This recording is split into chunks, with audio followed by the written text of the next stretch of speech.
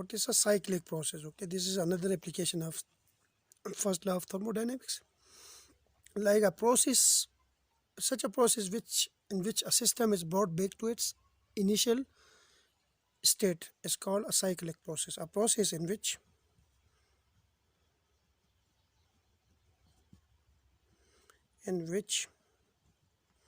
a system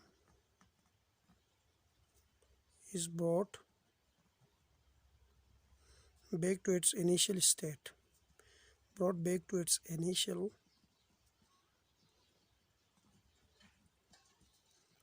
state is called cyclic process.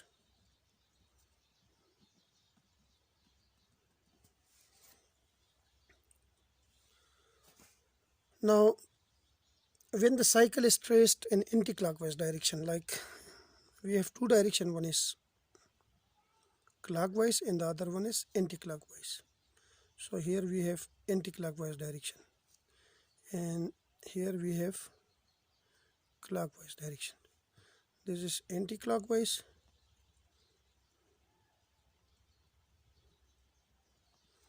and this is clockwise. Now if we proceed in anti-clockwise direction, then the work done is considered to be positive. In anti-clockwise direction,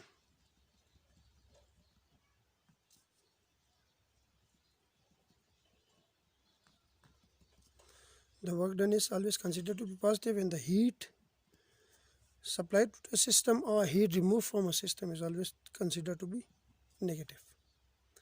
While in clockwise direction, if the system is proceed in a clockwise direction,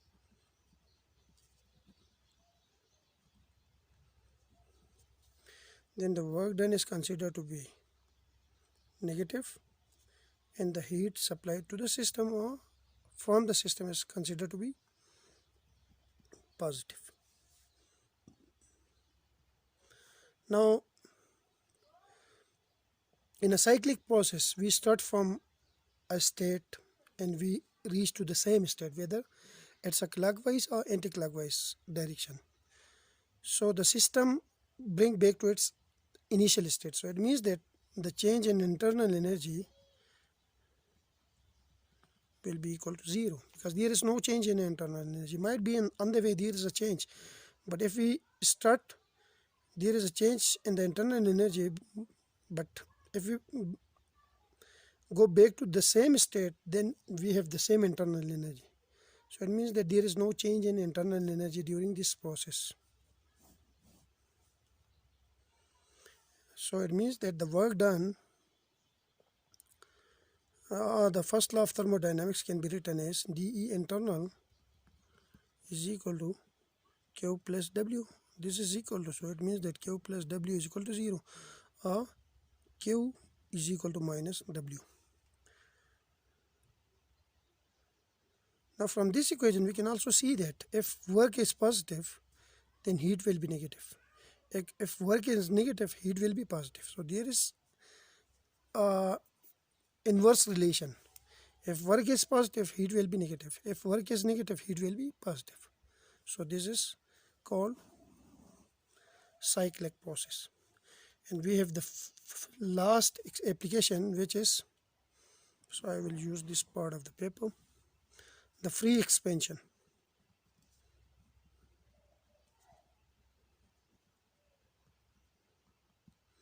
What is meant by a free expansion? Suppose we have a cylinder. I will consider a cylinder, okay? We have this cylinder. Now we divide this cylinder into two parts. And we block one part from the other, let's say by a stop cork. Here we have a stop cork.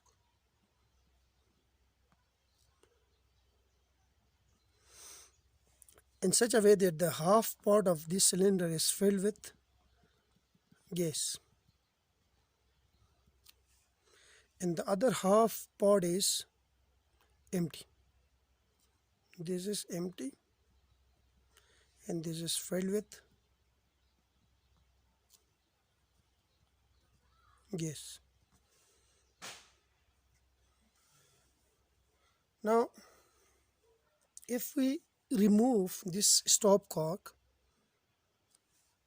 then what will happen? The gases which are initially in this part will rushes into the vacuum part, like goes to the vacuum part, and this movement of gas will continue until we get a equilibrium state. Such a process is known as free expansion. Like if we remove the cork, the gases will rush into the gases will move to the vacuum or empty part of the cylinder, and this process will continue until we get an equilibrium position, like both the part will fill with equal amount of particles. Now there is no expansion during this process because gases only go from one part to the other, while the system expansion is 0. So it means that the work done will be equal to 0. And also there is no supply of heat from the system or into the system, so Q will also be equal to 0. This process is called free expansion.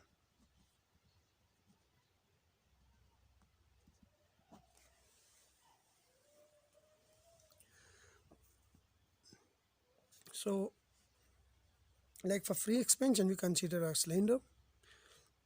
The cylinder is divided into two equal halves, and the two halves are separated by stopcock. One half of the cylinder is filled with gas and the other half of the cylinder is empty. It's a vacuum. Now the moment we remove this stopcock, the gas will rush into this evacuated or empty part of the cylinder, and this movement of gas from this filled part to the evacuated part will continue until the two parts come into an equilibrium. By equilibrium, I means that the number of particles in this part will be equal to the number of particles in this part. Like there is no concentration gradient. Like if the number of particles in this part is greater than the number of particles in this part, then the particle will move from this part to this part. But if the concentration is same, like the number of particles in this part will be equal to the number of particles in this part, the concentration is same, then there will be no movement. If a particle move from here to there, then a particle will move from here to there, but the net number of particles will be equal to 0. Now this is called a free expansion. Now only particles move, so the system neither expand or not contract. So it means that the work done is equal to 0 because the change in volume is constant, and the change in volume will be equal to 0. And also only particles move from one part to the another part, so there is no heat transfer to the system or out of the system, so the heat is also equal to 0. If these two parts are equal to 0, then the change in internal energy will also be equal to 0, because from first law of thermodynamics, change in internal energy is equal to the heat supplied to the system plus the work done. If these two parts are 0, then change in internal energy will also be equal to 0, and this is called free expansion. And this is the last application of first law of thermodynamics. Next we will move to the concept of heat transfer or the transfer of heat,